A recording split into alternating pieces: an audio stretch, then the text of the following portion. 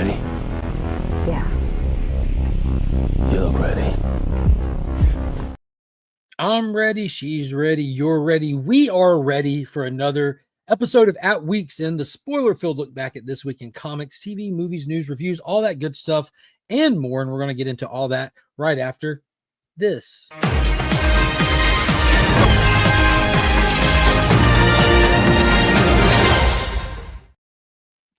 I saw you backstage. Nailed it. What's going on, Paul? How are you tonight? I am doing well. How are you? I'm doing good. Doing really good. Also, don't forget, Big Time Collectibles, online retailer, fantastic exclusives, doing all kinds of cool stuff. They're live on eBay, hanging out with Miko, doing signatures and remarks and all kinds of cool stuff over the weekend. Be sure to check out the link in the description for some fantastic stuff from them, as well as if you need anything cleaned, pressed, or submitted, Justin's Comics has got you covered. If you're looking to start your very own comic book subscription pool list or get into tabletop gaming of anything of the sort, ABX Comics and Games has got you covered. They have a fantastic Facebook group. Get you started right down in the description. If you need to get a hold of them somewhere other than Facebook, just reach out to me. I'll get you linked up with them. That's my local comic shop, and they are the YouTube community's comic shop. Tons of people that you can find creating fantastic content on this fantastic platform. Use ABX Comics and Games to get their books. So don't miss out on comic books because you don't have a shop near you. They can bridge the distance. That's what they do. They bridge distances. They were distance bridgers. Distance bridgers. Yeah, they had that on a T-shirt, I think. Yeah, I think they do. The staff, it's on the back of the staff shirts, I believe, which is ironic because people far away can't see it. Right. Yeah. They don't bridge that far. Yeah, there's a limit to your distance. Let's say hey to some of the people in the chat. Got 10 people here with us. Got a light crowd tonight. What is going on, Pop Sadak? How are you doing? Good to see you, sir. Glad you can make it. Throwing the custom emojis. Oh, yeah, that's a good reminder. You get access to those custom emojis by hitting that join button, becoming a channel member. You get those loyalty badges next to your name and the access to those custom emojis and early access to videos as well as member-only streams. I've been doing those pretty regularly. I don't have a schedule for them, but yeah, they're really fun. And if you are a channel member in the Legion tier, next Sunday is the Legion Loot giveaway. So we'll draw for the winner of the October-November giveaway. So those 2 months have been mushed together. They have come together like butt cheeks to form one Megazord giveaway. So yeah, the hurricane just really threw things off. So what I think you're saying is they've come together like butt cheeks to form one big ass giveaway. One big ass. What is going on, Las Cruces? Good to see you in here. Hashtag wood chipper from DJ Links and hashtag trampoline from Pop Pop. What is going on, Ruby G? Hope you're doing good. Cowabunga to you. What's going on, Matt? Hello. Stephen with a C is in the building. What's up, brother? How are you? Kyle, hello to Kyle. Hello to the other Matthew, throwing them hot dogs out there. Cliff on Comics is in the building. What is going on, homie? Y'all popped onto your stream earlier. I was like, Cliff's live. Let me check it out. And I've seen everybody but Cliff on the live stream. I'm like, Cliff slipping. But be sure to check out Cliff's IG. He was able to go to a cool comic show this weekend. And I'm sure there's cool comics there. But most of all, it was awesome getting to see Cliff, getting to see everybody who's we all meet each other on this platform, and then we find each other in real life. And it's always fun getting to run into people in real life and just seeing them smile and hug and lift people off the ground. I heard that song from An Officer and a Gentleman when he picked DJ Links up. I'm like, look at that. Did he rate him over his head? Yeah, love lifts up where you belong. Right. Well, there's one. There's the Officer and Gentleman, and then there's the other one, Dirty Dancing one. Did he do the Dirty Dancing lift? No, I don't think he did that. Okay. DJ's too small. He would end up tossing him out of the building on accident. Accidents happen. Yeah. What is going on? House of L is in the building. Good place to be. We're going to be talking some Superman tonight for sure. For sure. Cliff gives the best hugs. I would put that to a test. They look good. They look good. Hey, the wife's on the way home. Hey, all right. She's had a less than fun day at work. Oh, no. She went to the other store to help pick up some slack. And it's, going from one store to another, you're like, I really wish things were a little bit more my way here. Yeah, it's like it's the same, but it's different. Yeah, the different standards. Mm-hmm. Different standards. Nice shirt, Paul. Thank you. What's on that? I see the DC Fandom. But DC what, is Fandom, and that's got that a like Batman panels. page? No, it's a Justice League page. It's got like Superman and Batman and Green Yeah. Lantern and Wonder Woman. Yeah, the first year I got the ones that it's just like the DC Fandom logo with a different character in the letters. I got Joker the first year and Flash the second year, and Kyle got Harley the first year, and she got a long sleeve Batgirl shirt the second year. So we were all in for DC Fandom even. We were live streaming it. Yeah. YouTube tried to say no, you're not. And Right. we're like, oh man, then it just came back on. We're like, Right. we're back. Right. That was fun, man. It broke my heart when they stopped doing that. But hopefully they'll be at more conventions and stuff. Well, let's get into stuff for tonight. There's a lot of good stuff to talk about, and we're going to do it. We're going to kick it off with something new. We said we were going to talk about it this week and couldn't talk about it last week because it wasn't airing yet, but HBO kicked off their brand new show tying into the Denny V movie universe for Dune. We have a prequel series called Dune Prophecy that takes place 10,145 years before the birth of Paul Atreides.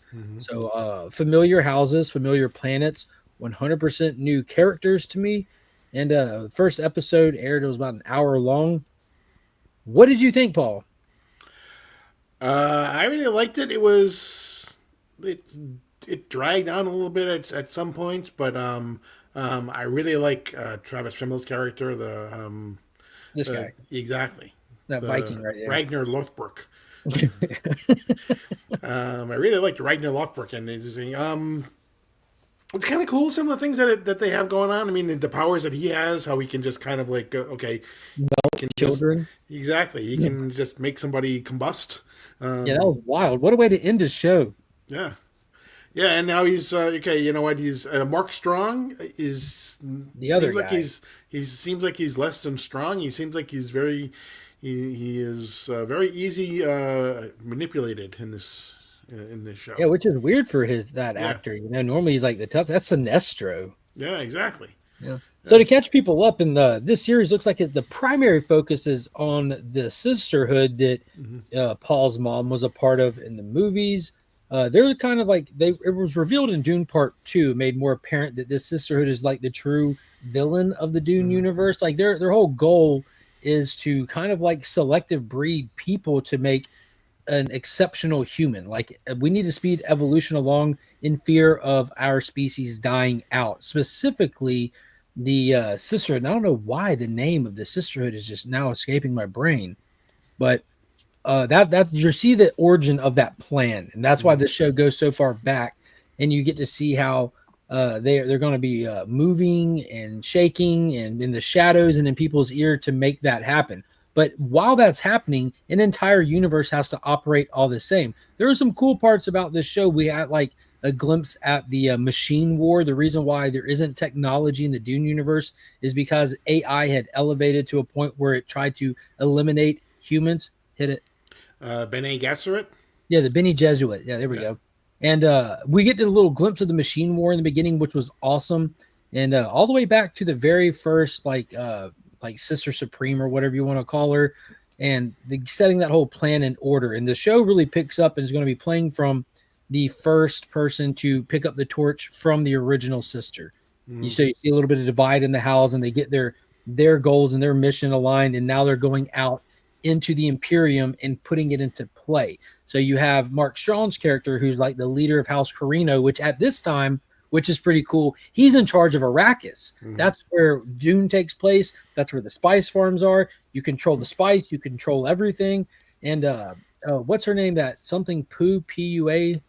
She plays White Widow in the MCU. Florence. Yeah. She played the daughter of the Emperor in the Dune movie. That's like, this is her bloodline. So we're getting to see cool stuff like that. And Atreides does make an appearance. He's training the Carino's daughter, who's getting ready to be arranged married to a duke. And she's going to be volunteering to go to the sisterhood to self-train herself even more. She has like real high ambitions. So this is where the Dune story itself is really fun. If you're into sci-fi stuff, there's so much lore.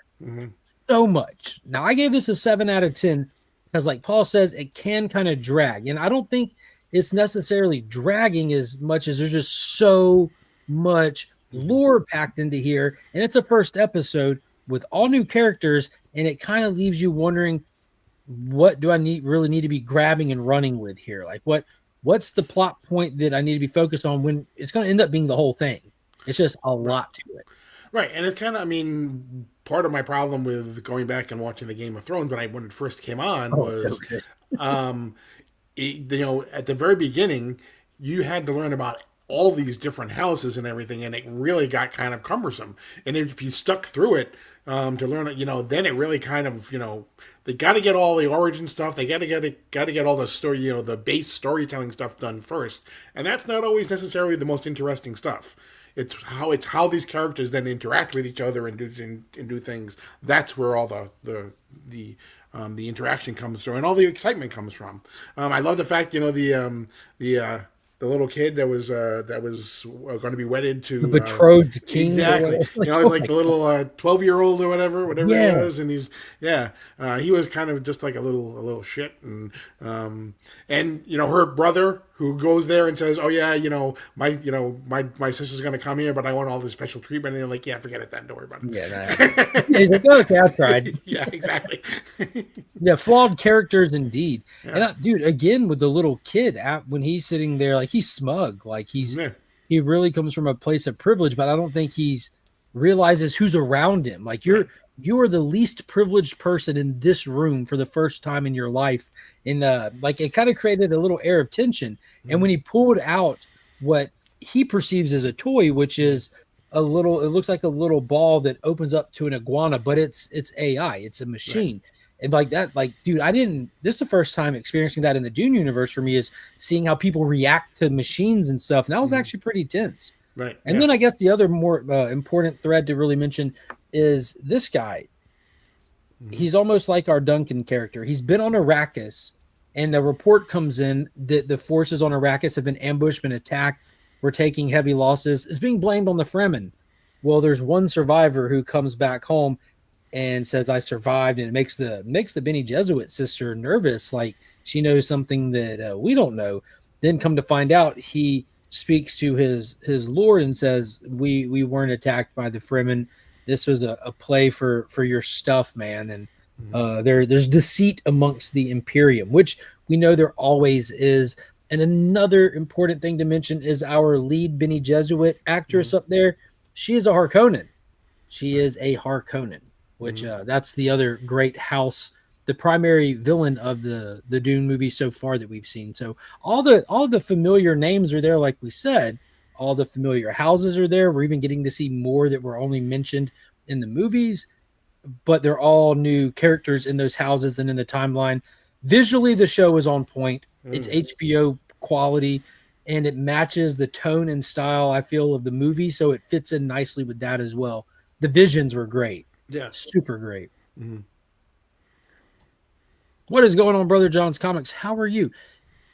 Andre, what is going on? What is going on? We have not talked to Rockefellers yet. We will be getting that. We're kicking off with Dune Prophecy. What is going on, Rich? How are you?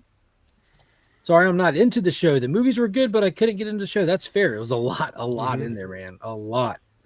Like Paul said, I think it's going to be one of those things. As you go, it's just going to be payoffs from there. Once you get used to these characters and everything, straight payoffs.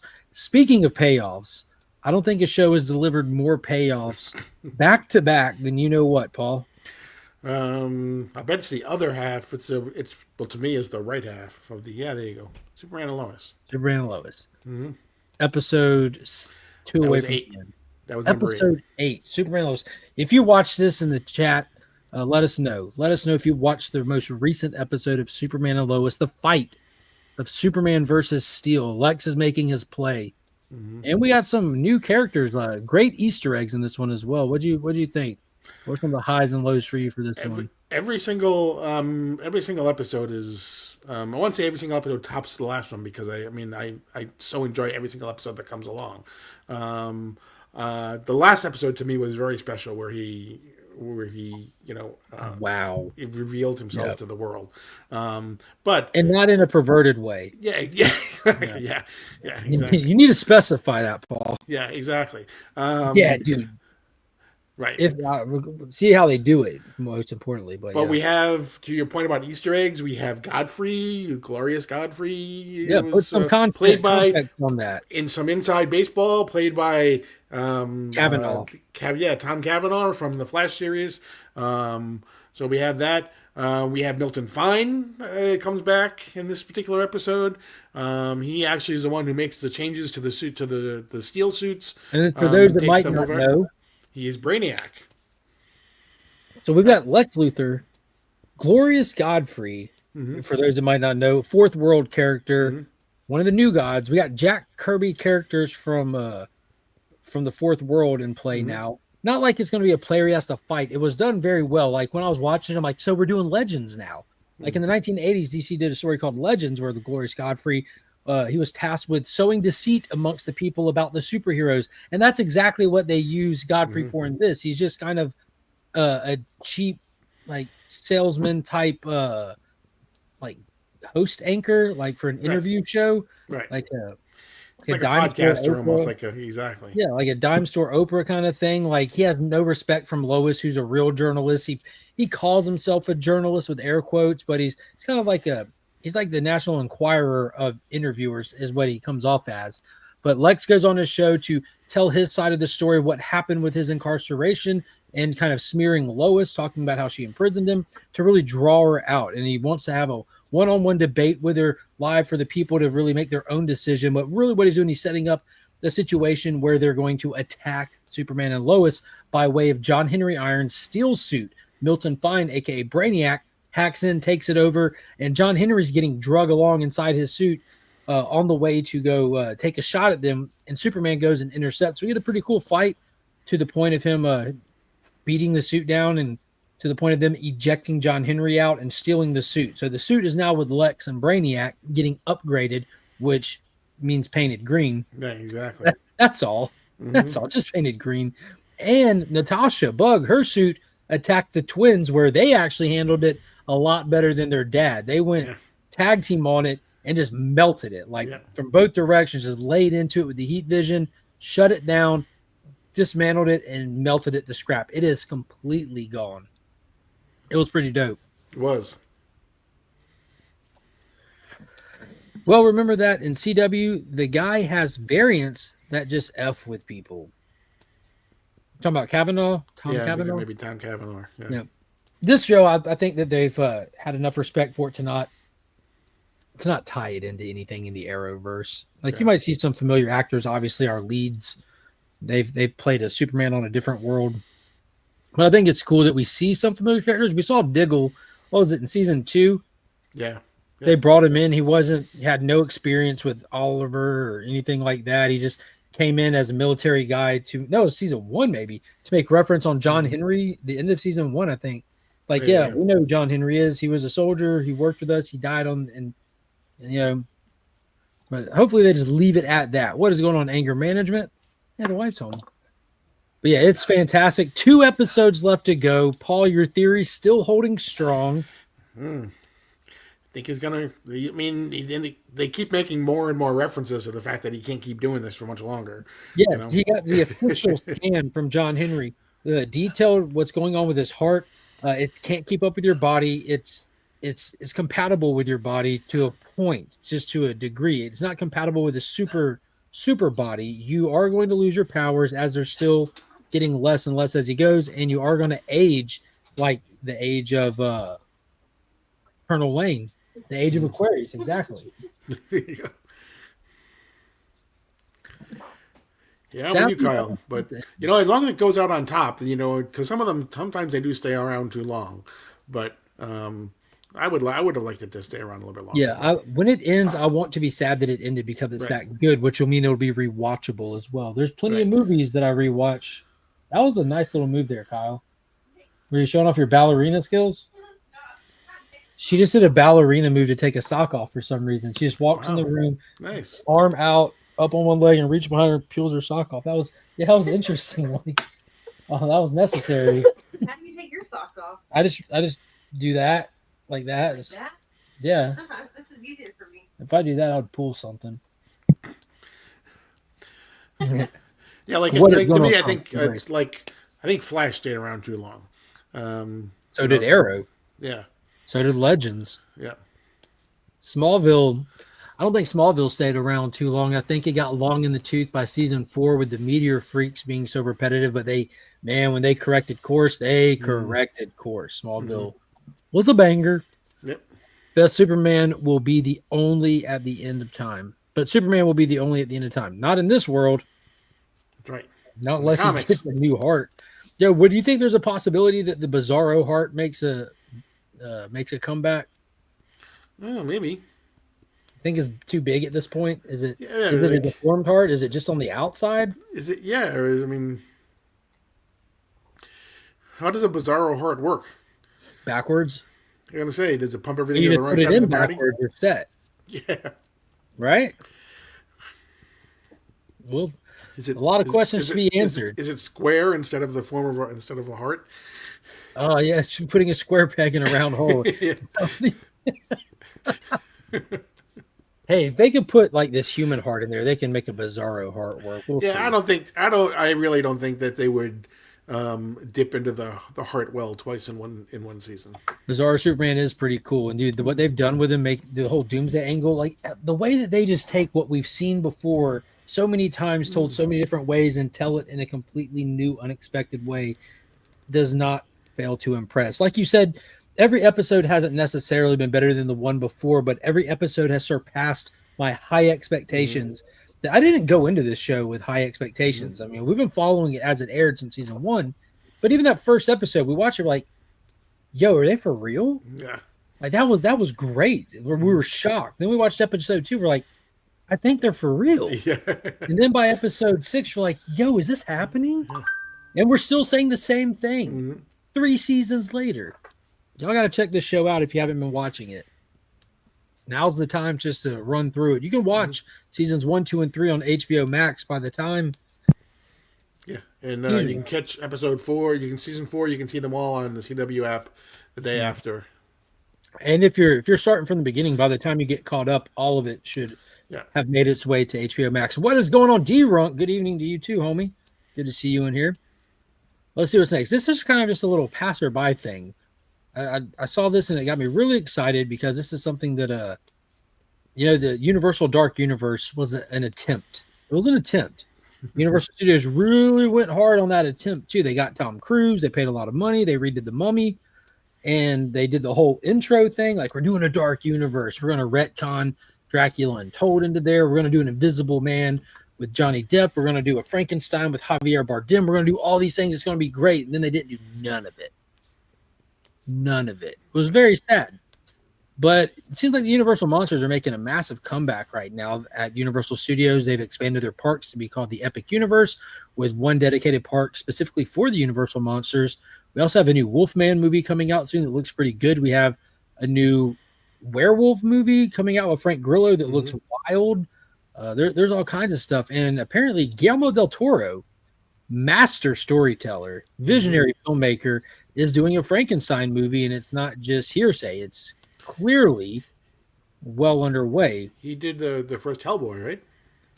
And the second Hellboy. And Pan's Labyrinth. And that Cabinet of Curiosity shows on Netflix. He was like the creative mind behind that. Granted, they have like guest directors for each episode. Guillermo del Toro has done a lot of things. He did The Shape of Water. He hasn't done a single thing that's bad. He was attached for a little while to a Justice League Dark movie, but that never came to be. That would have been wild.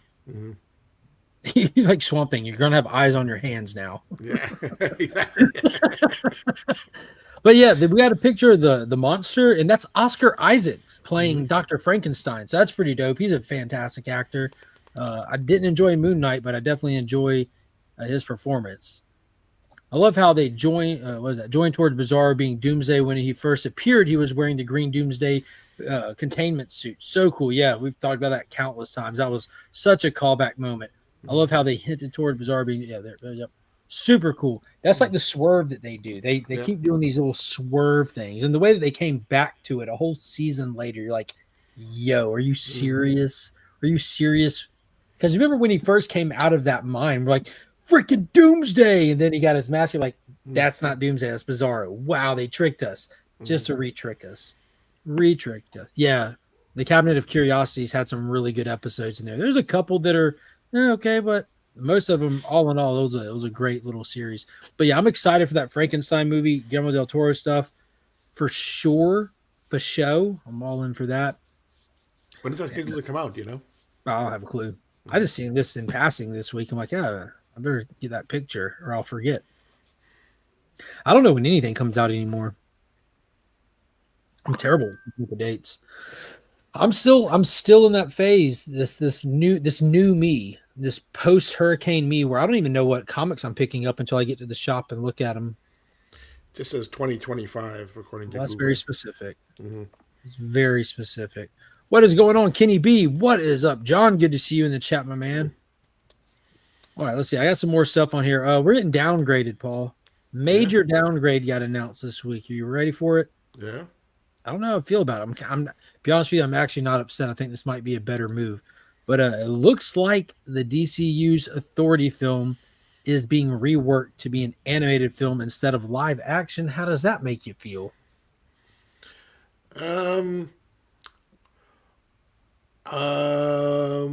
Yeah, I said the same thing when I read it. I'm okay with it as long as, I mean, if it means we'll get it faster, I would, some of these things where they say that these films are being worked, it's like they just take freaking forever to do. And you risk the whole like oversaturation thing as well. Right. They don't really seem to have a lot of animated things in the pipeline, really. So, I'm okay with that. I think it could probably still, especially if it's, I mean, you could still do, if it's going to be on, we've shown with Harley Quinn, whatever, you can do R-rated stuff too. So it's not like it's going to, we got Creature Commandos right around the corner too. Yeah. Well, my big thing is other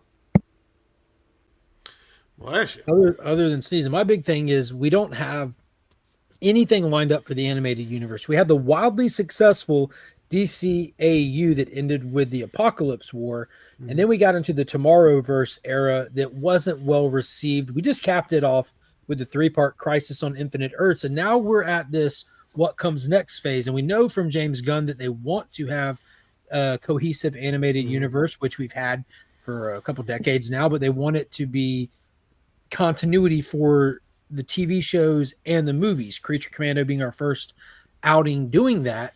And, he talked about bringing in, if we have this character in a live action movie, we want to use their voice in the animated and vice versa.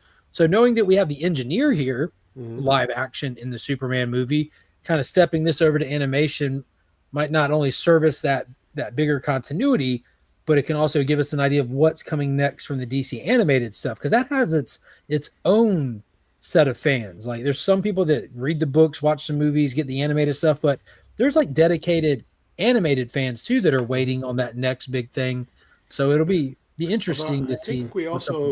I think we have already broken our rule about having the same people do the voice that we're going to have in live action. Said for the most part. Alan Tudyk, who's going to do Clayface, is apparently not going to play him in live action, however, because he's going to be much younger. In what live action? Fill me in here. I'm just telling you what I read. It's on the internet. It's got to be true. Fill me in here. What are you talking about, Alan Tudyk and Clayface? Fill me in. He is going to be the voice of.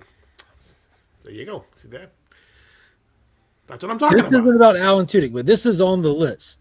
Correct. New report reveals that DC Studios is in fact moving forward with the Clayface live action film, and Mike Flanagan, huge win. And it's going to be younger, but Clayface is apparently Clayface already appears in animation. Not yet. Not in DCU stuff. Oh, I guess, the Harley Quinn Clayface most certainly is not DCU era. Okay. Like we really have to like plant the flag December 15th with Creature Commandos, right? Yeah. But I can imagine, I don't know for certain, but I would think that Harley Quinn will continue because to me it seems to have been pretty successful. It's really the only thing that has kind of been... Harley Quinn's been hilarious. Yeah, exactly. And Kite Man, come on. Bane alone, I could just listen to Bane alone just complain about chairs. Yeah, exactly. Things that make you go, exactly.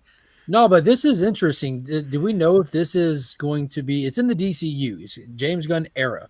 But something that's also in the DCU is Matt Reeves' Epic Crime Saga, which is technically an Elseworld. Is this part of the Epic Crime Saga, or is this I don't outside? believe Is this? so. I think I'd it's rather outside it of be it. in the Epic Crime Saga. Yeah. Being honest. And why are we doing this again too? Like this whole like, let's make 15 projects about villains. Like Yeah, and I that's also all well I and also good, really but don't want to. I mean, I know that James Gunn hasn't said anything about any of these yet, but I kind of feel like I don't want to get to the point where we announce like 30 million Marvel and Star Wars stuff and none of them happen. You know, I'd rather Yeah. once once it's happening, announce it, and that way you will condition the public to know that nothing is happening until you say it's happening, which he has said a million times. Nobody listens to him, but this is a great, yeah. great little point here. Yep. Stepping down to animation and showing that the studio is being cautious with their budget. Just like some heartbreaking rumor. Like there are rumors out there, stuff that I read where Warner Brothers is still wanting to potentially sell the entire studio. It's not like big headline or anything, but the rumor goes, and this goes all the way back to the merger, that David Zaslav was brought in to make it a profitable sell. Like come in, clean this place up, get it to a point where we can sell it and we can all make out like bandits. Like that was his initial job. And like the whole bringing in James Gunn was more of a proof of concept for the next buyer more than it was necessarily their vision to move forward, like with them at the helm for 10 years. Like let somebody else do this, but let's show the buyers out there what they could be purchasing, kind of thing. But there was also another rumor that they may spin off DC Comics into its own company, which it is its own company, but outside of Warner Brothers, Completely independent kind of thing. Yeah.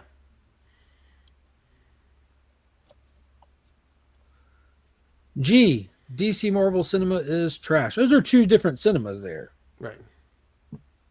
Two different ones, Seth. Which one? Which one or both? Harley Quinn Clayface is pretty funny. He's hilarious. Andre says the more crazy different movies and TV shows are announced for the DCU, the more it makes me feel Gunn doesn't just want to do the basic, expected, normal formula. 100% agree. And I think from like it can seem a little head scratchy at times, but I think it's going to be for the better. The standard formula is what people are getting tired of. Even when it's good, it's just more of the same thing. You want to feel wowed. You want to feel like you're seeing something new, something different. So hopefully it works out. I don't know about that, but Clayface in a different universe with the Penguin. Yeah, I don't know. I haven't seen anything about it. I know that there's a lot of talk about Clayface being in Batman 2 for a little while there. I think the success of the Joker and Penguin is the reason for this. I know Joker 2 wasn't successful, but at least Penguin was. Yeah, and they really know why it wasn't successful. They went the whole musical route instead of writing a story for it. Mm-hmm. This will be the first live action Clayface since Birds of Prey show. I didn't even think about that. That'd be pretty cool. Let's see. Backtrack here. Good news. Really good news. One of the most iconic, one of the most enjoyable TV show intros of all time. When it plays, even if you're binge watching a show, you get to the point where Somebody Save Me has played so many times on Smallville, I'm going to fast forward through it because you have to fast forward. But there's some shows that you don't. And one specifically was Peacemaker. I really want to taste it. They asked me every episode, and the answer was yes. And I stayed for the whole song. And it was confirmed by Frank Grillo that we are, in fact, getting another dance sequence intro back. Yeah, and he said there's going to be more to it because didn't they add little stuff as we went along with more characters and stuff in the first season? And it was actually it wasn't just like, hey, it was choreographed to mean something. Like every single move that they made was in fact something that referenced something in the overall show. Yeah, Frank Grillo in a statement said we have a lot more to show people. So I guess he'll be in it. Excited for that. He was alluding to having to have a reckoning with Peacemaker after what happened to Rick Flag in the Suicide Squad. So I'm excited for that. I'm really excited for that. I know that the character of Peacemaker put himself through the ringer in that first season because of the events of what happened with him and Rick Flag, but just because you've come to proper terms with it doesn't mean that everyone else has yet. So he's got some splaining to do to some folks still. See, a couple people in the chat have already mentioned it, but the timing is being put out there. Mid-December, it looks like the Superman trailer is going to drop. James Gunn's already talked about how he's had it done. It's finished. It's ready. The trailer's there. Thinking about dropping it before the end of the year. It's being reported that it's going to play in front of Mufasa, the Lion King, Right. which is a prequel to the Lion King about his dad. Spoiler alert. Mm-hmm. No, that And one. apparently he has played the movie for some people at DC Comics. Oh, has he? Yeah. Oh, that's pretty cool. I did see where they're already selling tickets for the premiere event where you get to watch the movie and hang out with, like, I guess the cast and crew. Those tickets, Paul, 2 tickets, just 2, sold for $20,100 with proceeds going to charity. I believe it was a veterans organization, if I'm not mistaken, which is super cool of them to do that. $20,000+ for a veterans charity. That was awesome. And that really shows you, I don't know, it potentially can show you the level of excitement for this film, or I don't know, maybe someone just wants to go rub elbows with Hollywood people. Who knows? But that's an impressive little collection there. Pretty impressive collection. And dude, I've been watching this stuff like a hawk, and we finally got like the first little statement from not just my Green Lantern and your Green Lantern, but everyone's Green Lantern now. Aaron Pierre, the John Stewart, came out and said that he can't really speak much about what's going on, what he knows so far. He's been sworn to secrecy on the Lanterns project that'll air on HBO Max. It'll be a limited series featuring John Stewart and Howard Jordan. And he said that he will do his best to serve John Stewart. That's exciting to me because he already is John Stewart to me. Like, this guy is John Stewart. If you don't know what I'm talking about, go watch Rebel Ridge. That's why there was such a fan calling for this guy. And big shout out to James Gunn for taking the time to actually search out there for people, because I don't know if he listened to the fans asking or if he's just doing his job, but he did his job. I thought you were going to say, congratulations to James Gunn for reading my internet blog. Yeah, I was going hard about that after I watched that movie, man. I'm like, dude, this guy. But he did his job. He found John Stewart was out there. You just had to go get him. You had to find him, and I'm glad that they were able to connect.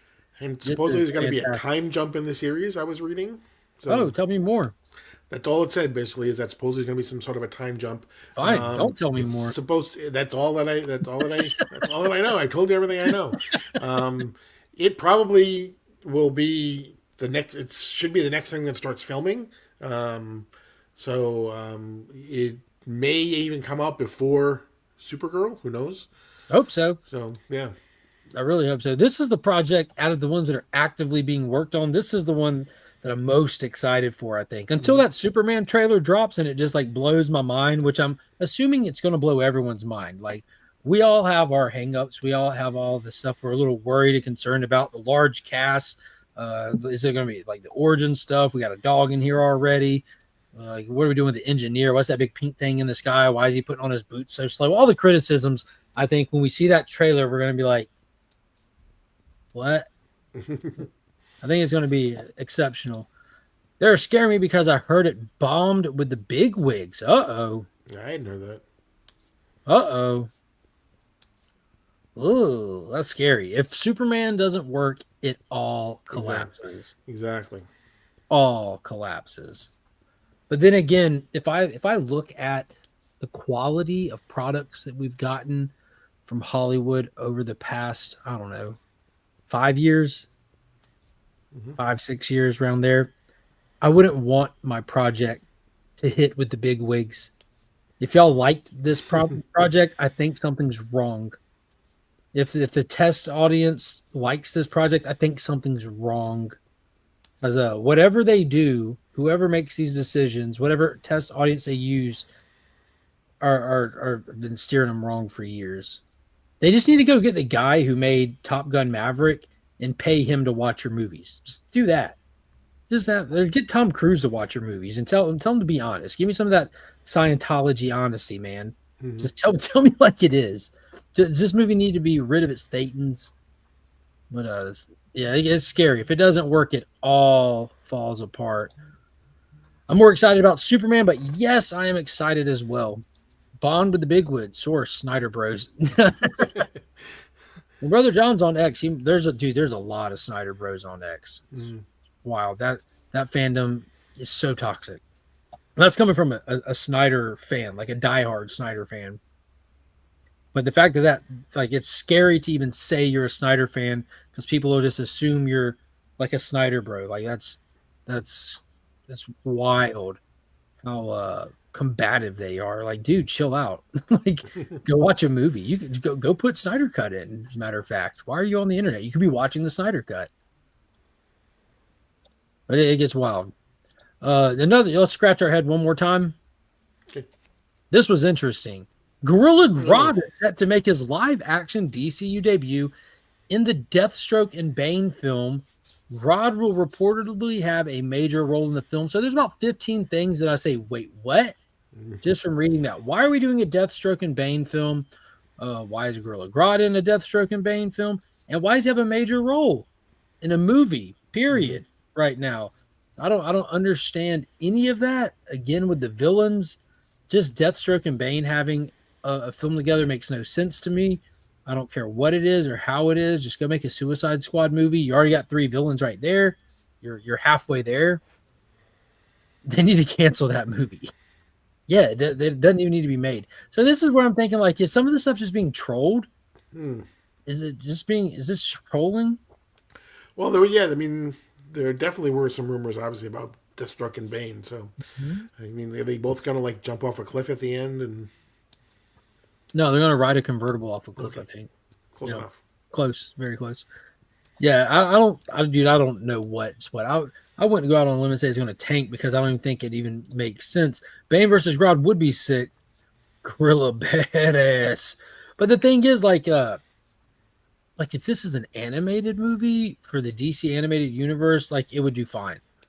But you have to remember the general audience is needed to make these projects what they want them to be and make them grow and build a bigger audience. And like, if you just do like a Deathstroke solo film, that would make sense.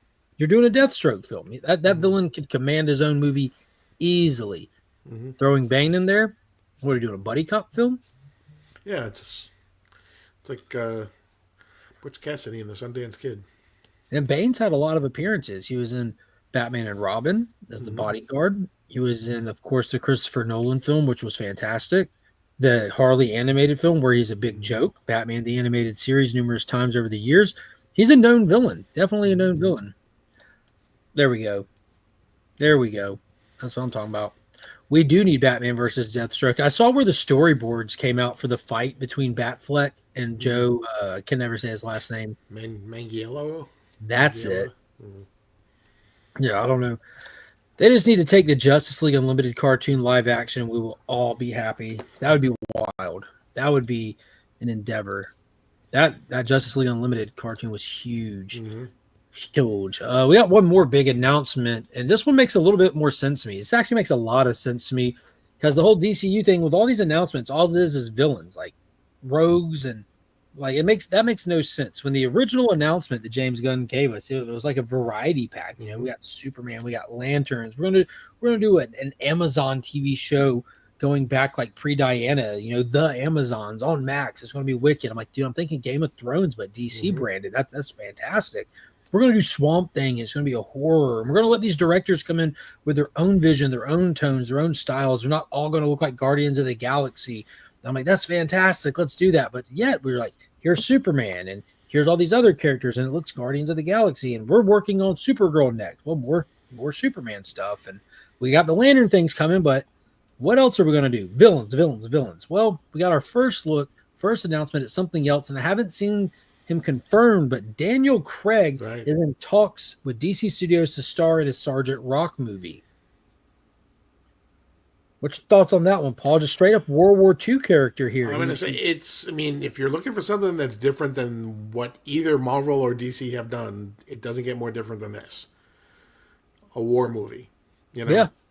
So, I'm all for it. Do you think that they would go that route? Like just straight up? Just let's do a World War II war movie. We know that there's an audience for them. There always is. Leave all the capes out. Leave all the metas out. We're just going to do a war movie. And the lead character, instead of Tom Hanks, will just happen to be Sergeant Rock. Right. And when you think about it, okay, you go back to, we've talked about this before. You go back to the Marvel movies, right? Mm-hmm. One of the reasons why the early Marvel movies I think worked is not necessarily because they were necessarily superhero movies, but they also were kind of, you had your superheroes, but you also had your buddy cop, you had your buddy movies, you had your magic movies, you had all these different, like almost subgenres for all these different movies that kind of. This is a nice way for DC to do the same thing. It's a superhero movie, but it's a war movie, and so I think that could work. I do too. And it also leaves the door open for it to be a little fantastical too. Like they've dabbled with fighting dinosaurs on prehistoric islands and weird little stuff that they did in the animated short. Most recently, they did the Bruce Campbell story, Sergeant Rock, where the Nazis were like doing some weird stuff and bringing soldiers back to life. They can go weird with it. Yeah, there's Pops. Mm-hmm. Cross them over. Yeah, absolutely. There is so much stuff that Sergeant Rock, was involved in that we then like Task Force X. I don't think a lot of people necessarily really realize that Sergeant Rock was interacted with them back in the day. So there's so much stuff that they can bring into a Sergeant Rock movie. They could bring in Unknown Soldier. They could bring in a haunted tank. They could bring in all these different things. With that as well. So they could definitely expand. So, and it made me think about this as well when I was reading that. Like Overlord was a wild movie, and it's technically in the Cloverfield universe as well. Mm-hmm. But Overlord was pretty much that last Sergeant Rock series. Mm-hmm. But it would be cool if they pull in some stuff like that. Enemy Ace. They can do so many different things that they could do. Mm-hmm. They'll have tomahawks fly in. Yeah, exactly. Yep. Mm-hmm. Is it a Tomahawk book? It's not Tomahawk. It's Black Hawk. A Black Hawk, yeah. Yeah. Tomahawk is a comic that is very familiar to Dale with Suspense. Yeah. You could set up the losers, yeah. Yep, exactly. Yep. Suicide Squad for a while, yeah. So there's a lot of news this week, a lot of stuff. And also, if you're on the DC Universe app, it's a reading app. Go figure. Mm-hmm. You can read your comics there digitally. They announced that they're doing this DC Go format now. It's an added feature on the app. There's these things called webtoons or whatever. Yep. Yeah, where our phones are shaped the way they are, so the comics have been formatted to read that way. So it just scrolls down where you're not like trying to move a page around on your screen, or you're not trying to zoom in on one panel. It just reads vertically. Well, they've updated the app to feature that, and you can see how the bubbles go down, the art goes down, and I went and checked it out. It's actually pretty fun. I read Justice League of America #1 from Jeff Johns in that way, and it's been reformatted to fit like that. It was actually a pretty fun experience. I'm not the biggest digital reader, and when I say the biggest, I mean like not at all. Every maybe 2 or 3 times a year, I'll grab my tablet, which is the size of a comic, and I'll sit on the couch and I'll just sit there and read an entire event book or something like that from back in the day and get like my year's money worth in one sitting. But it's interesting, and if you're out there and you do the digital stuff, check it out. It's pretty cool. You're just subscribed for the free trade paperback they send you every year. Yeah, I got them. Got them right here. This is the one I got this year. Mm-hmm. This is the one I got last year. Mm-hmm. Yeah, that helps offset the cost. Now, I do like the fact that they have the Ultra tier, because there are a handful of titles that go straight to that app the same day as release, like that current Plastic Man title that's out. Plastic Man No More? Yeah, it appears on there the same day as release. Mm-hmm. And then the other stuff, I'm like, what is it, like a week, 2 weeks, 3 weeks, a month? Something like, it's not more than a month. Right. I don't remember how long it is, but it's super not long. But I still forget to go read stuff. I'm like, yeah, I'll read that on the app. And then I never remember. When it's 30 years old and I have some free time, I'll just read the whole thing in one sitting at that point. That's how it goes. I got nothing else on the hit list. You have anything else from the news? We'll shift over and check out some of these comics that came out this week. Oh, well, some comics news is, did you see that there's a rumor that Dan Slott's going to be writing Superman? He's going to make Lois and Clark divorce and forget each other. This is terrible. I figured that he was going to who's going to have Lex and Superman change places, and he's going to become the superior Superman. Oh, is he just doing 3 issues under Superstars for Action? What's he? They doing? haven't. It's just a rumor. There's nothing been finalized yet. It hasn't been announced anywhere, but it's a rumor that supposedly he's going to be writing Superman. Oh, that's scary. No, he's not a bad writer. He just makes some weird choices, and then the editors. That Spider-Man story he did wasn't bad. It was ballsy. But it's the editors that have come after him that have made it what it is, like that are just blocking anyone from writing Peter and Mary Jane together and stuff, which is unfortunate. Did you see that post that went out about the editor making the comment like you can write these characters, you do what you want, but they can't Peter get married. is not allowed to get married to Mary. Like, right. Why? Let someone write it in. If you want to unwrite it later, Dan Slott it. Right. Well, Dan Slott wasn't the one who made everyone forget everything. It was Joe Quesada who made everyone forget everything. Oh, he did One Bad Day? J.M. Straczynski wrote it, but at the direction of Joe Quesada. Joe Quesada made him write it. No, Dan Slott took over after that. He started with A Brand New Day instead of One More Brand New Day. That's the one. Yeah. He was one Slaught's of the incredible at writing couples when he gets his chance. See, Silver Surfer. Think he's going to write Action Comics, hopefully, because that's been like that's what they've been doing with Action Comics. They're getting like guest writers to come in for 3-issue arcs. They had Jason Aaron do a 3-issue run. They had Gail Simone do a 3-issue run. The Gail Simone one was really fun. I heard Dan Slott is writing for Superman 2. Yeah, I don't want to see Williamson leave Superman. Not unless they're just going to call PKJ back. Like, hey, Philip, right. we need you. Yeah, I mean, they've got to do something after. Right after the Mark Waid thing, they have at least a 3-issue thing with John Ridley and right. He's gone to cry. He's not the biggest John Ridley fan at all. So, which is a shame because he's doing the upcoming Atom project, which I'm very excited for, despite John Ridley on it. His Amanda Waller origins, all in all, wasn't bad. It was like he's like, we're going to talk about why she is the way she is, and he completely fumbles that in the first issue and just makes you want to spit. But then after that, it's just like a rehashing through the eras, which was pretty fun. Oh God, another Bendis. They just got Superman fixed. Yeah, exactly. Yo, can y'all imagine if we just like got drugged through the mud for so long just to get to fight tooth and nail to get Superman back, just to throw him back in there? That would be awful. Like Slott's gonna be like, we got to get rid of the trunks. That's gonna be terrible. It's gonna be terrible. Oh, he give him to Batman. That way he can use him for re-entry. There you go. Yeah. Oh man, you got me nervous now. All right, let's talk comic books. Okay. We'll talk some comic books. I'm gonna show off some books. So first off, one that I picked up that I'm not going to read. I picked it up because it was a cover by. When the homie John Jane gets a direct market cover, you got to get a few of them. A new Sentinel series is out, which I like the Sentinels because I like the X-Men cartoon. That's cool. You got some Onslaught right there. That's definitely Onslaught. But John Jang's little Sentinels 2 cover featuring Onslaught got 3 of those. So one of them will be going in the Legion Loot giveaway. So you got that Jang Gang goodness in there. So be sure to be here next Sunday when we draw for the winner of the Legion Loot. And then after that, we're just back to regular scheduled stuff.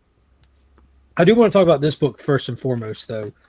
Jenny Sparks is a Black Label series that's outright meow. This is issue number 4. Tom King's writing it and somebody else. Jeff Spokes? Yeah. Jeff Spokes doing the art. This is phenomenal. This is phenomenal. Paul has not read issue 4, so we're going to actually talk about this series kind of as a whole versus the events of this individual issue, because the last issue had a kicker of an ending, and I don't know if we talked about it due to the timing of it coming out. Yeah.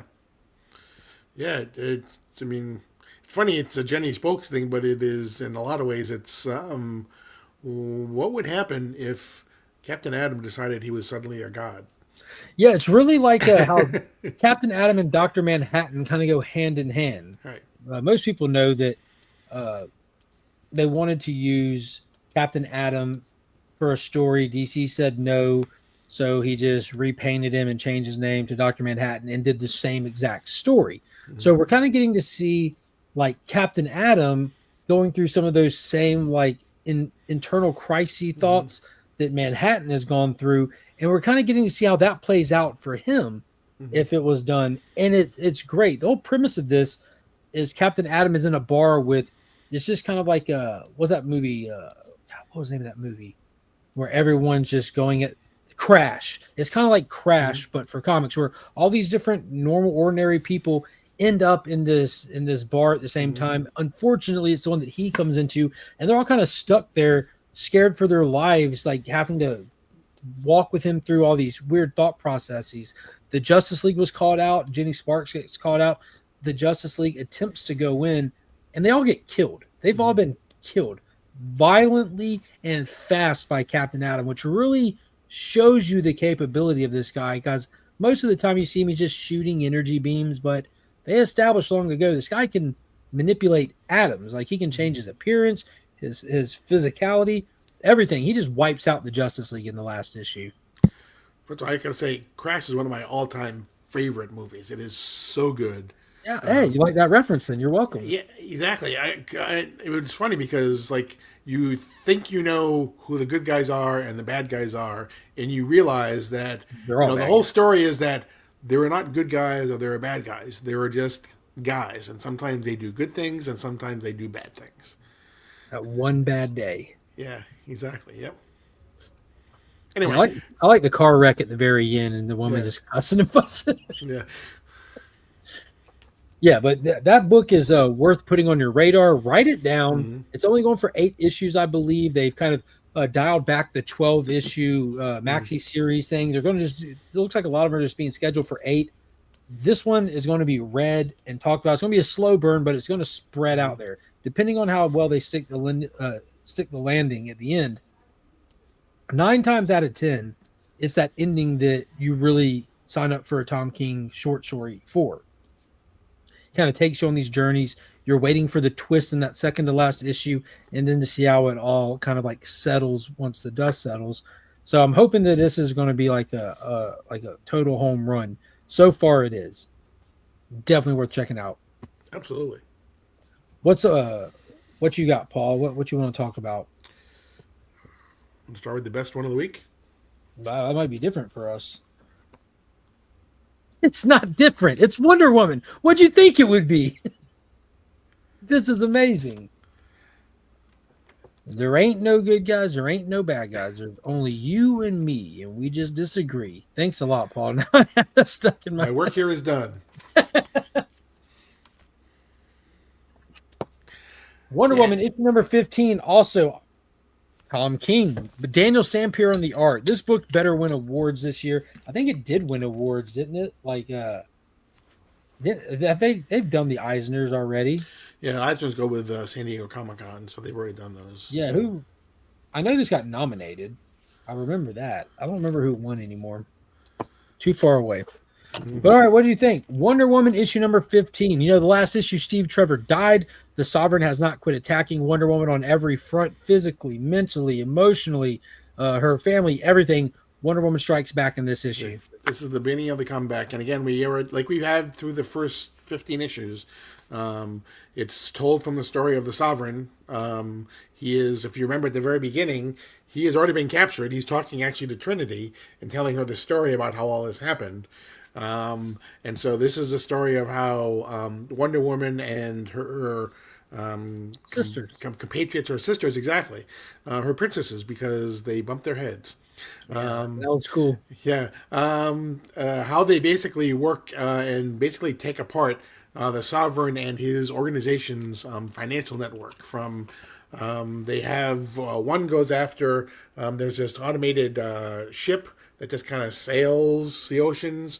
It's automated and it's filled with all of their gold and everything. It's just kind of, and it's supposedly can deter anybody from fighting against it, including an air force. And not an invisible one. Cassie takes it out. Yeah, she kamikaze the invisible jet into it. Yeah, exactly. But that's okay because they have, they know that they can't put all their eggs in one basket, so they have, stuff that's in different banks throughout the country. But you know what? Yara Flor has something to say about that as well. It's funny too because she's talking about the fact that the cops come in and say put reach to the sky, and she's like, no thank you, and then and so they shoot, and she's not even looking at the people that shoot, she's still looking at the bank teller, and she just goes like this and deflects the bullet.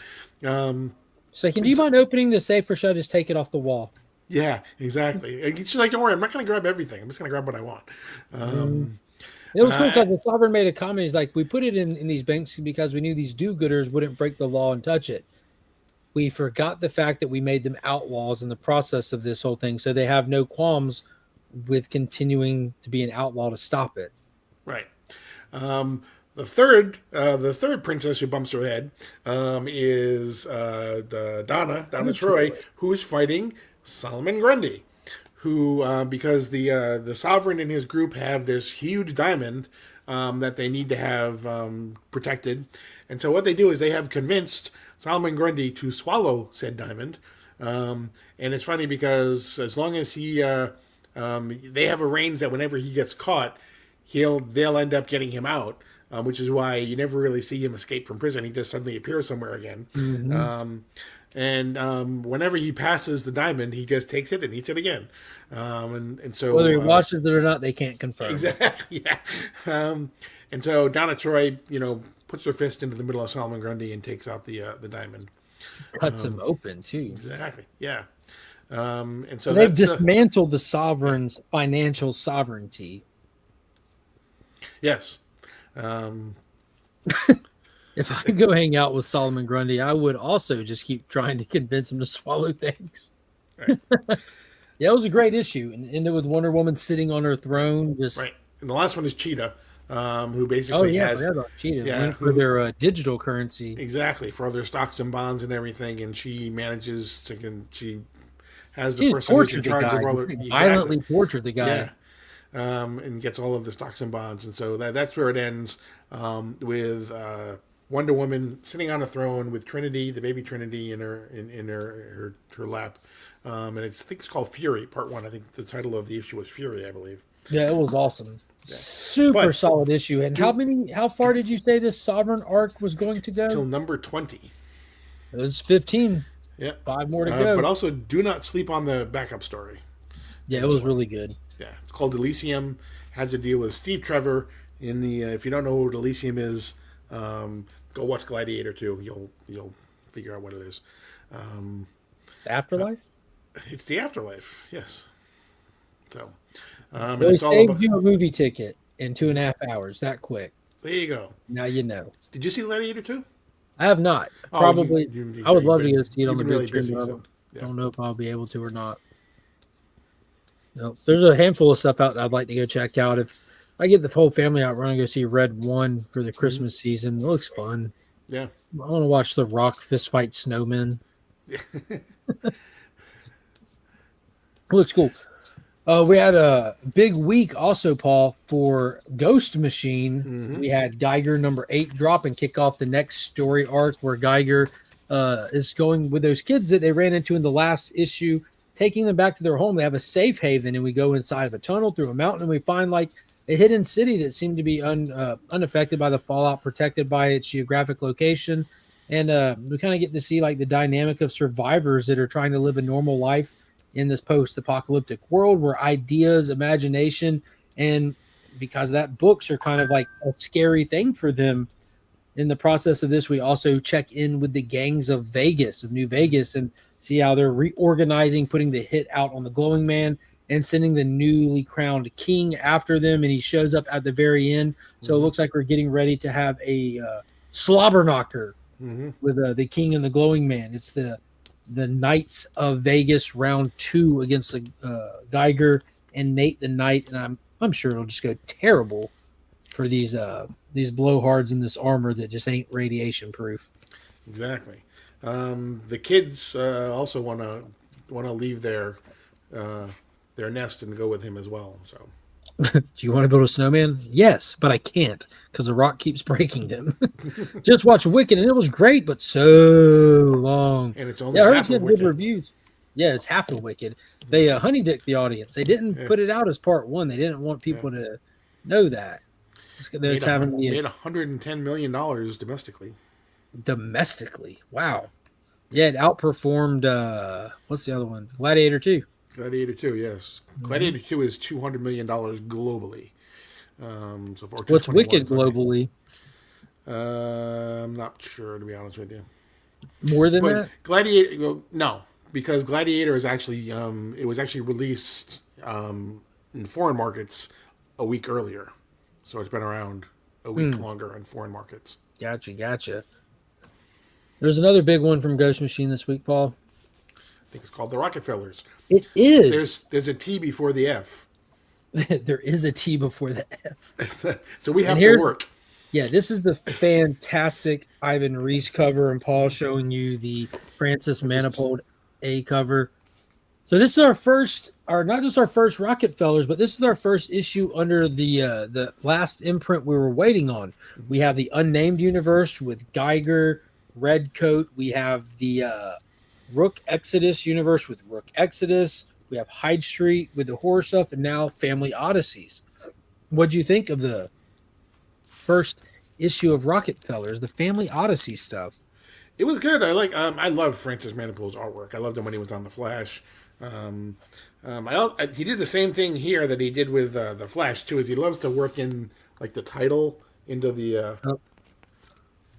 don't know if you can see it. Yeah, there it is. Oh yeah. Into the bottom of the scenery page behind there. it. Yeah, that was really exactly.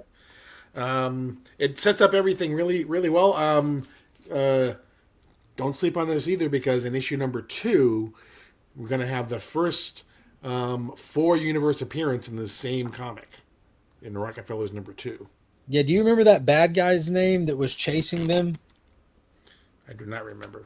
I want to ask you a name of one other thing before we're done with this book too. Okay. So in this book, we start in the future where this character up here is chasing the Rockefellers. They're trying to get to a certain point where there's a time jump, and they make it there, but not before Grandma is unfortunately left behind. They're being chased. They're going through looks like they're on an ice shelf, some dodgy ice. She has to stand still. She tells her family to go. She's going to slow them down, and she does, in fact, slow them down. Grandma goes out like a G. If y'all remember from the Ghost Machine one shot that they did to kick this all off, Grandma's still there. She's AI now. She is down. They have her conscious downloaded somewhere somehow, but she absolutely bounces back. But it was such a tough scene. This family is tough. And then it bounces us to the future where we have seen them previously in the little teaser preview book. But the characters were fantastic. The family dynamic was really good. They do a good job of really separating the different personalities of all of them. They have you wondering about this future world. And they also, at the end, give us the MacGuffin. What is it that they were being chased for that was so serious that they had to literally jump through time and pretty much get stuck in the past? He is able to communicate with the future with his brother, but it's not looking like there's any avenue to get them home. And on top of that, they're like wanting to kill communications completely for a while to kind of protect the anonymity of his brother to keep him from getting in any trouble. But I need to know, Paul, on the very last page, if you will, we have to talk about this. I need you to tell me what you would call that. I don't know. I mean, And for those just listening out there, Paul, if you could describe it. it looks like a hairy turnip. A hairy turnip. That's a good way of describing it. I called it the scrotum eye. Yeah, maybe. Who knows? Yeah, so that's the object that apparently is in question. It looks like an eyeball. It looks like an eyeball that's closed with eyelashes, but it's got some stuff hanging from the bottom of it. Not sure what that is. Solid start for the Rockefellers. It looks like it has potential to be awesome. I 1000% agree. The Ghost Machine stuff across the board for me has been exceptional. Exceptional. We've been going for a year strong now. It was 1 year ago approximately when they announced the expansion of Mad Ghost and brought in like all the DC big hitters from the last 2 decades to create this whole new universe, and it's just been hit after hit. We have Halo and Hornsby coming this week, as well as Hyde Street number 2.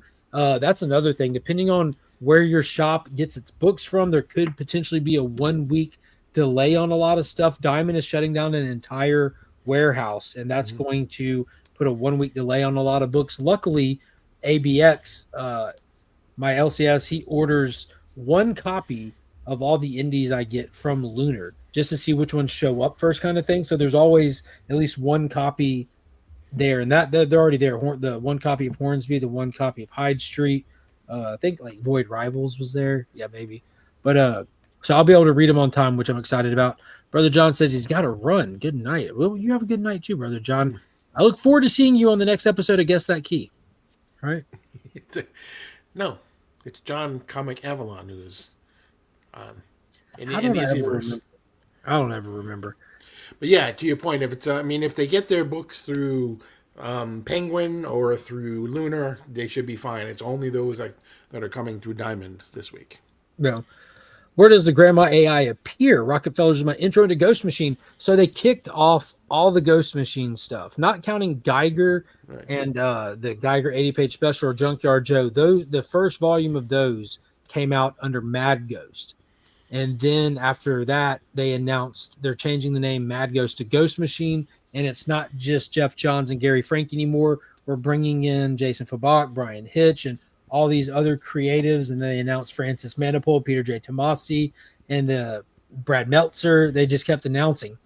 And it was, what was it, Paul? Like in January, February, maybe they did. It's literally called Ghost Machine #1. It's a one shot that features like 4 to 8 pages of everything they had at that point, like teasers, little sampler, if you will. They had a handful of pages for Geiger, Rook, Redcoat, the Rockefellers, and in that Rockefeller story, they're all just kind of hanging out the house, and they think they're in trouble, and they all jump in their van, and they go taking off, and they think they're being chased. They go through an outdoor theater, and playing on the screen is Junkyard Joe.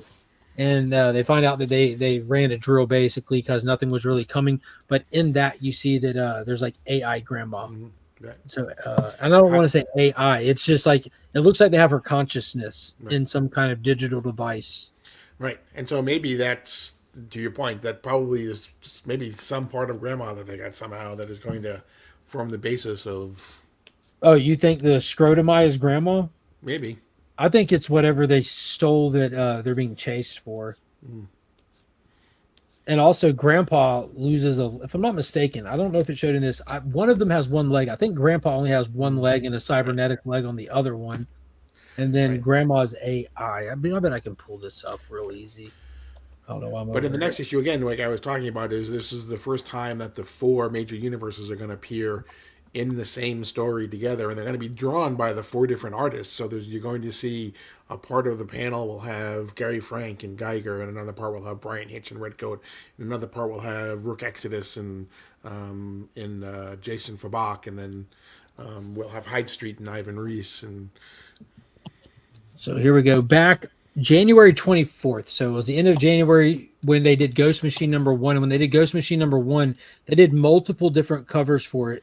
1, 2, 3, 4, 5, 6, 7, 8, 9, 10 unique covers, and each cover featured different. They like one cover would like you had one that had multiple characters, which was your main cover, but then they did just a Geiger cover, just a Rook cover, just a Direwolf cover. They did just a Hyde Street cover. They did just Rockefellers cover, and on that Rockefellers cover they did it was it Little Miss Sunshine homage, which was fantastic, and I got it right here for you so you can see it. But in the book you get to see it better, but here's their van with the rocket on it on the top. But if you look right there, popping out of the van glowing blue is digital grandma. She's holding the dog and pulling the daughter up into the van right there, and that's not the door of the van, that's a hole busted in the side. And there's Grandpa running with the sleeping bag on his shoulder with one cybernetic leg. So, yeah, that's confirmed there. But, yeah, Grandma has a robot body with a artificial intelligence of some sort projection where her head is. So you still get to see her face and everything. So she's still there. She's still a character. She's still in the book. She's still part of the family, just not in her meat sack form. Shout out to meat sacks.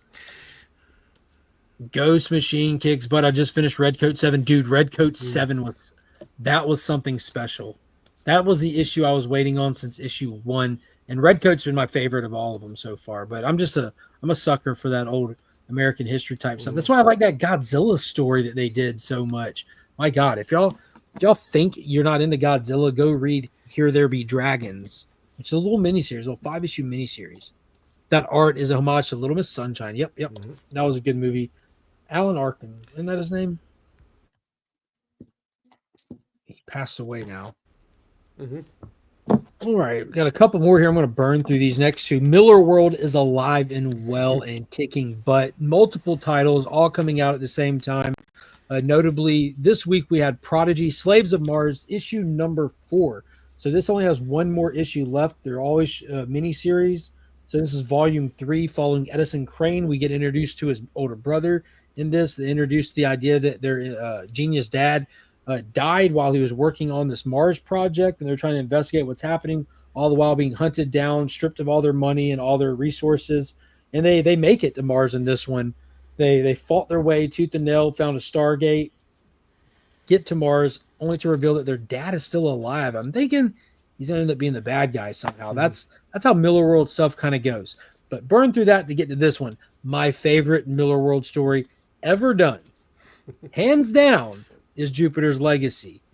And I used to say that often, and I was thinking, when are they going to write something that's going to blow me away? And they constantly do.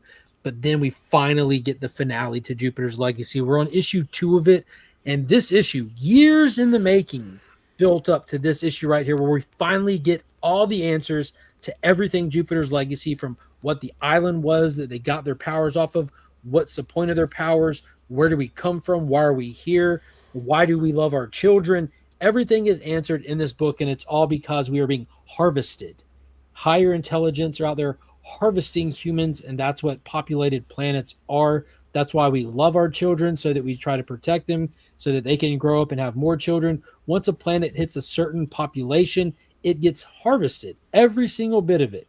And not the planet itself, the people on it, all the way down to the bone powder. And the reason for superheroes, this was awesome. Why would an alien race that populates a planet, why would it introduce superheroes to it? To protect its investment. It spent a lot of money, a lot of resources populating this planet, and now they got nukes, and they're probably going to slow down this process. We need the population to hit. Put some superheroes out there to keep it in check, kind of thing. It's so good. It's so freaking good. And for context, that's Zeus. Oh, wow. Yeah. So, all the times in history when there was deities, gods, special things, those were times when they were put on there. But it's not that it was in our lifetime.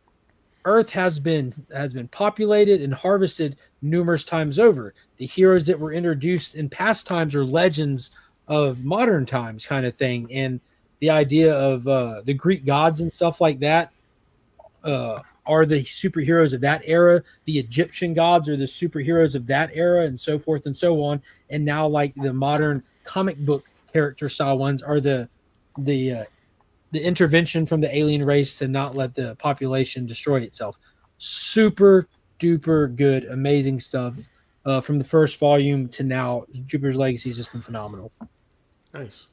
So good. What you got over there? The Question. Here's my copy. I gave it away. It's boxed up already, but I did read it. I picked up the A cover.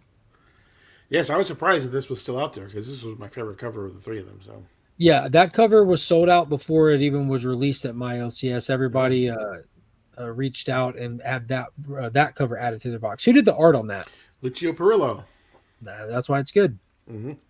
Yeah, it is basically we're getting some information, more information on the Watchtower, and the Question is basically the sheriff of the Watchtower, for lack of a better term. We see that she's partnered with Ted Cord and the Blue Beetle, because we find out that there is someone somehow is already trying to mess with the Watchtower. So I just got it up and running too. Exactly. You know, so this little gun that she has there, by the way, where is it? It's right there. The boomstick. The boomstick can actually just kind of transport people to the Phantom Zone. Given to her by Wonder Woman, because Exactly. What good can the Question do on a Watchtower full of gods? Right. Give her a boomstick. Yep. You can do a lot. Right. So we have some. We're trying to figure out exactly what's going on there. Yes, it We does have pop up. Yeah, exactly.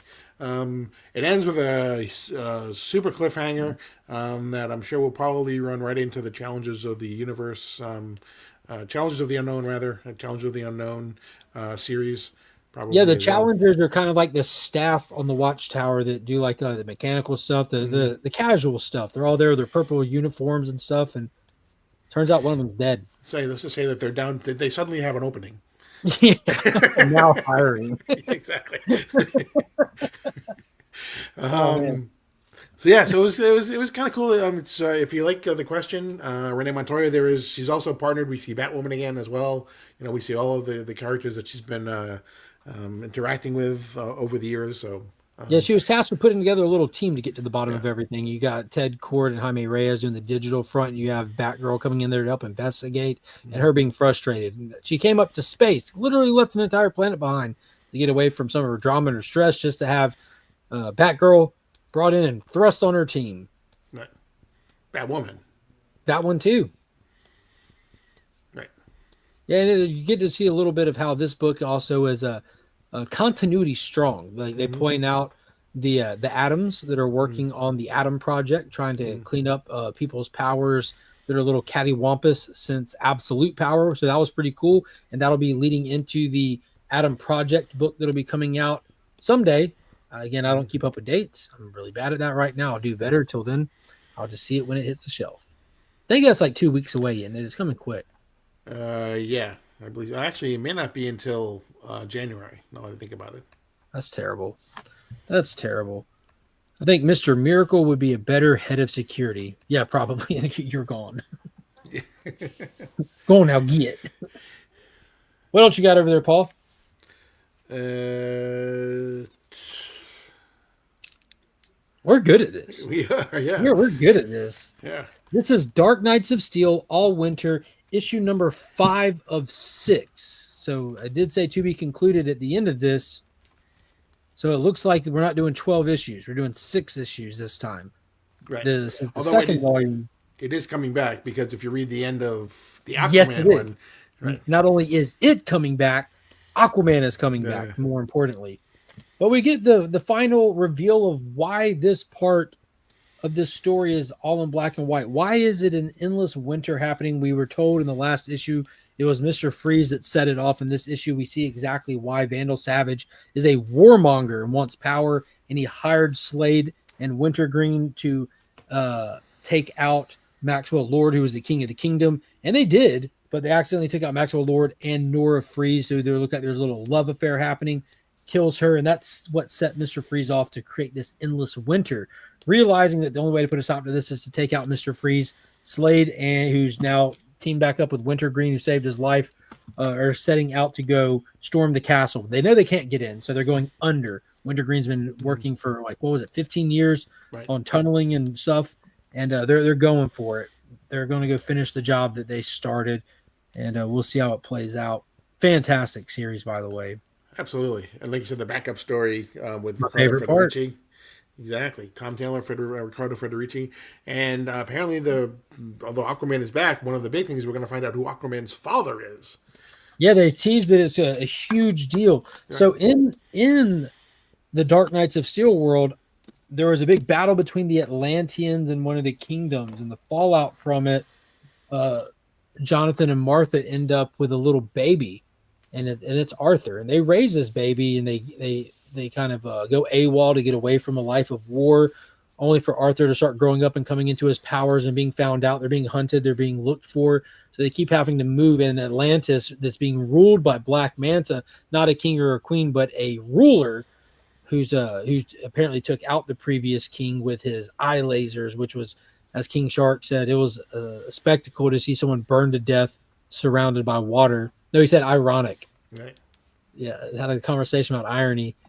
But apparently we kind of do a little time moving here. Martha and John kind of lean back into what they're good at and teach Arthur how to fight.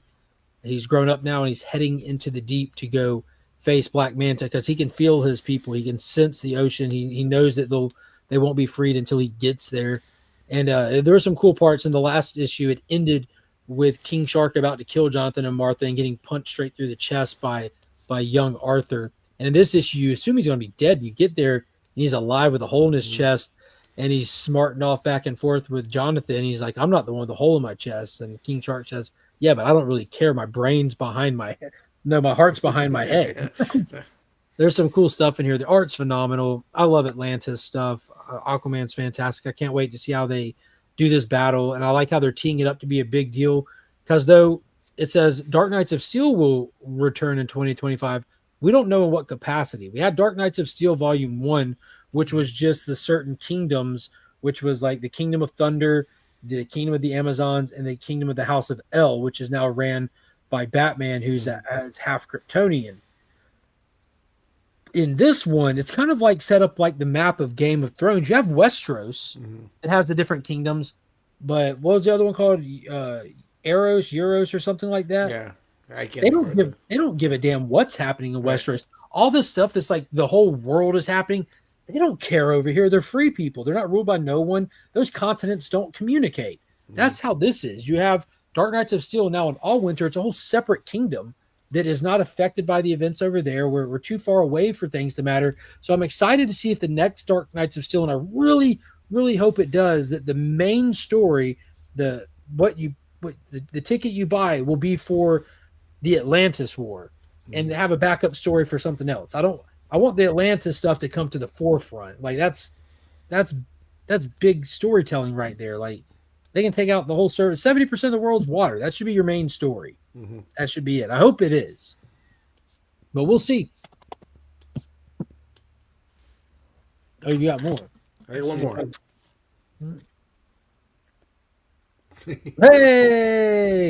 Hey, Christina Payne, how's it going? Hey.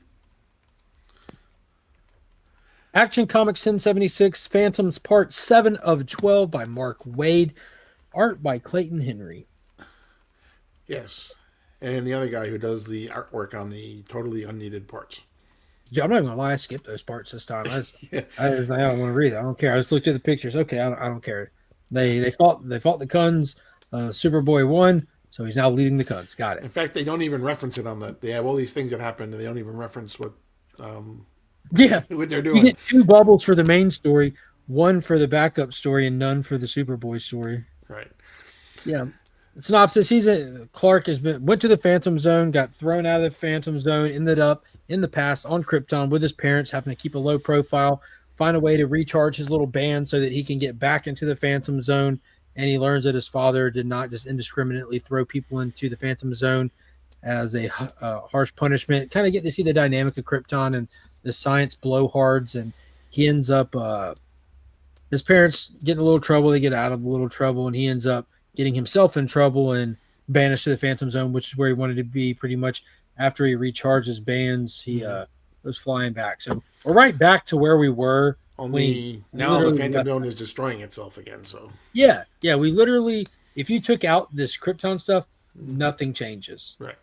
If you just if you skip to the point of Aether throwing him down the hole, just skip that and just jump right to here. Just have him get knocked out for 10 seconds, and when he comes to, oh no, the Phantom Zone's destroying itself. But it's all right. I'll be honest with you. I'm ready to be past it. Yeah. Ready to see what this Aether is going to do. I'm not a fan of Clayton Henry's art really either. Not really feeling it. It's not bad. It's just it's not very dynamic for me. I think that Superboy story is just taking the piss out of it, to be honest with you.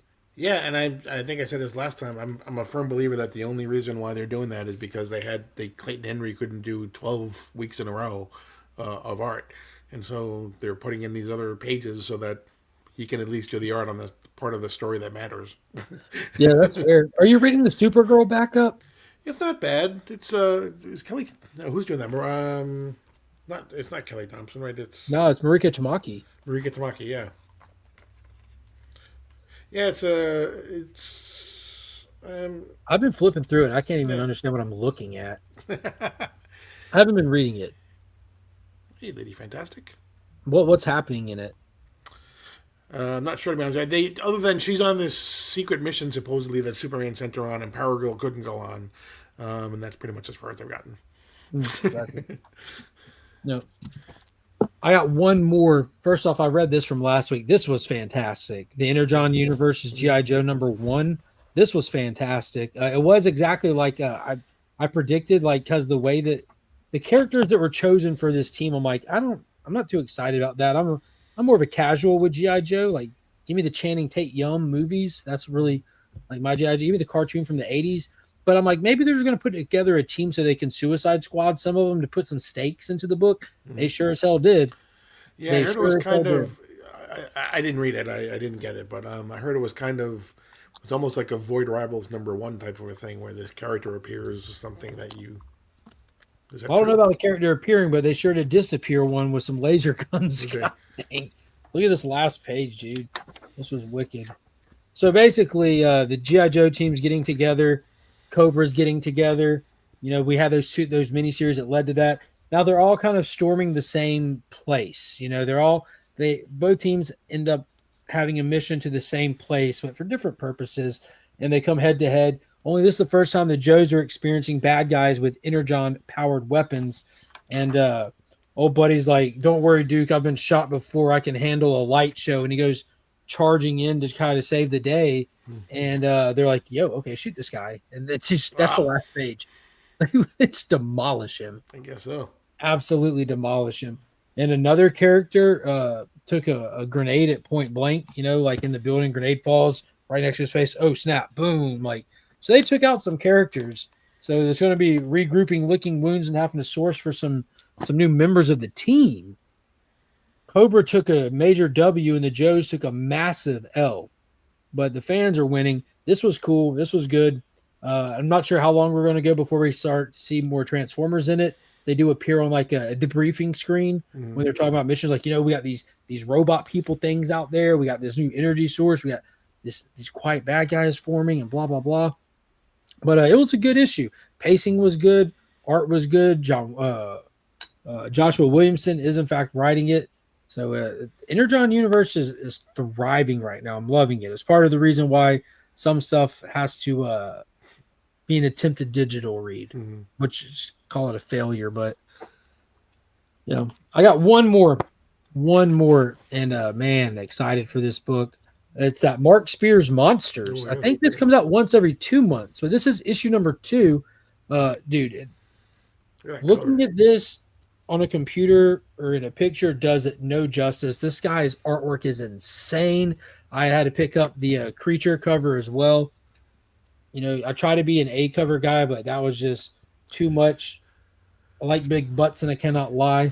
You know, I'm not really like one of those sexy lady cover Like I say, buyers. it But almost looks like a Alex Ross Joe Jusko combination. yeah, but with like a little neon flair to Yeah. it, like exactly. But just throw some stank on it with some neon, and that's what you get. But the story's pretty cool. You have like I think Monster Squad basically. You remember that movie? Dracula's back. He's bringing the monsters together for the end of the world. I'm going to take it over type weapon. But they're putting in a lot of history and lore. You get flashback scenes of how like Van Helsing stopped him previously, and they thought they killed him forever, but he's back, and all these other monsters are appearing in different places, and they're all being led toward Dracula. You have other players that have nothing to do with anything Universal Monster, like a character called Slayer.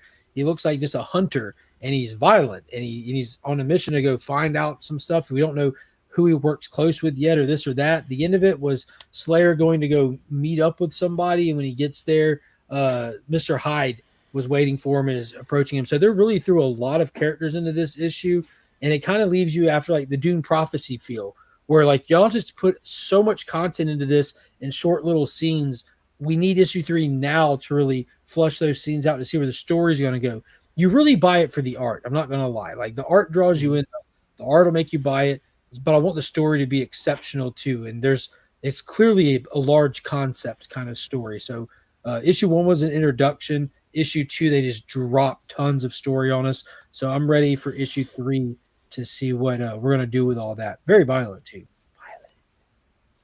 Nice. Yeah, that's what I said when I read. Like, hey, nice. Actually, Kyle, flip through this. Look at this art. And, you know, she looked at it, she goes, nice. I'm like, yes. And I haven't read past that. No spoilers. But it's really good. That's all I got. Me too. All I got. What you got going on this week, Paul? This is an off week for Guess That Key. Next Wednesday, a week from Wednesday, we have Easyverse and we have John Comic Avalon or John Medici 7 if you're on Instagram. And tomorrow morning, we will have our DC Comic Deep Dive. No Absolute stuff came out this week, so we're taking a look at DC All In. Looking at some of the big storylines that started, just kind of getting people caught up a little bit, maybe pique some interest in some people to kind of get out there and support DC's All In initiative. So that's tomorrow morning at 10 o'clock. Some good stuff. Yep, content, as usual, content through the week. Tuesday, 2 o'clock, the new DC Day live stream and weekly giveaway. Be there. And then we'll go from there. We'll do that, then we'll go from there.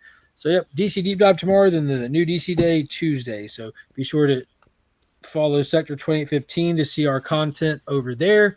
So you can find us here and there. So hit the description. He's linked down there. You just click the description, click that, hit subscribe, and you're all set.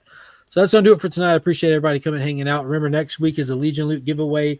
Paul's going to remind me because I will end the stream without drawing a giveaway. This is our last full week without a DC gun universe because it starts the week after next. Oh, wow.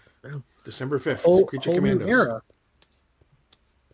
It's the end of an era and a start to a new era. So that's going to do it for this week. Everybody have a good night. Don't forget to hit the thumbs up on your way out. And until next time, we are Legion.